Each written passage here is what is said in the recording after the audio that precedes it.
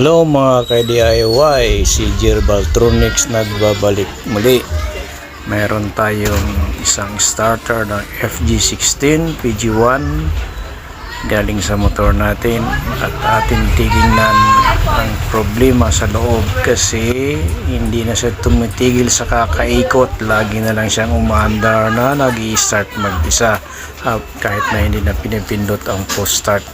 Tatanggalin natin gamit ang 5.5 rings sa dalawang tornilyo na ating iniikot sa ngayon para mabaklas at titingnan natin ang loob kung ano ang nagiging dahilan. Pero bago yan, tiningnan natin na may marka na pala siya para i-align sa mulit pagkabit natin at para diretsong-diretso rin ang dalawang tornilyo na ibabalik natin. So may marka siya na atin sinusundan. Kung wala naman mga marka yung mga starter, kayo na lang bahala kung paano ninyo maialan ulit ang dalawang tornilyo at may balik sa tama. So yun, bubuksan na natin yan. Tingnan natin, jaran. Yun, tinuro natin ang marka. Oops. Ayun, nakikita natin ang loob na napakaitim, may mga carbon residue na pala. Siguro ito ang dahilan at humaharang na sa bawat grooving ng mga stator na dinadaluyan at dinadaanan ng carbon. Titingnan natin maigi yan.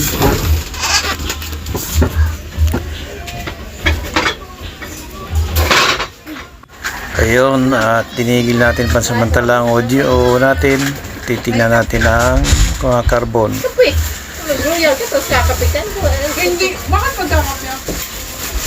Ayun, medyo konti na ang kabila at ang kabila medyo makapal. Oops, tumalsik yung spring ng carbon.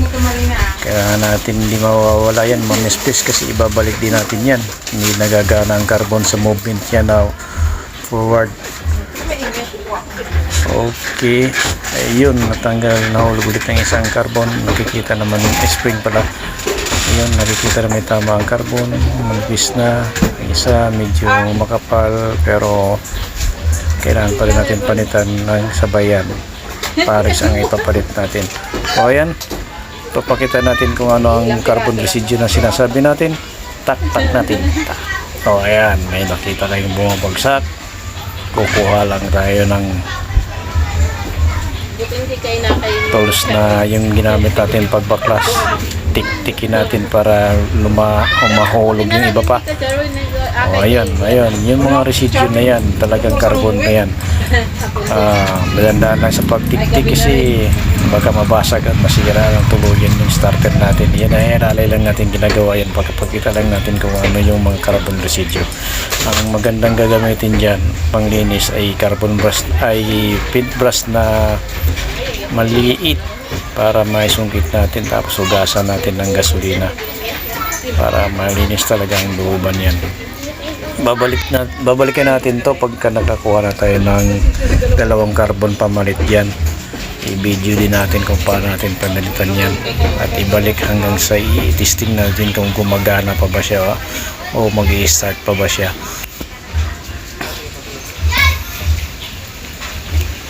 So yan lang mga ka-DIY, kunting experience na naman ng ating ginagawa para matutunan ng mga hindi pa nakapagsubok magtanggal ng starter at maglinis.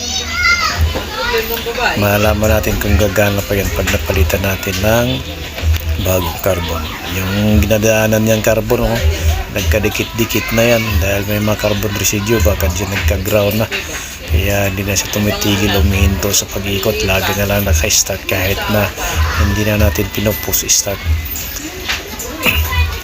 Malamang may mga carbon din yan sa loob, so kailangan din natin linisan yan. Babaklasin din natin yan para makita natin yung dalawang north-south na magnet sa loob para malinis din natin ang loob yan. Kita din natin kung may mga tama na.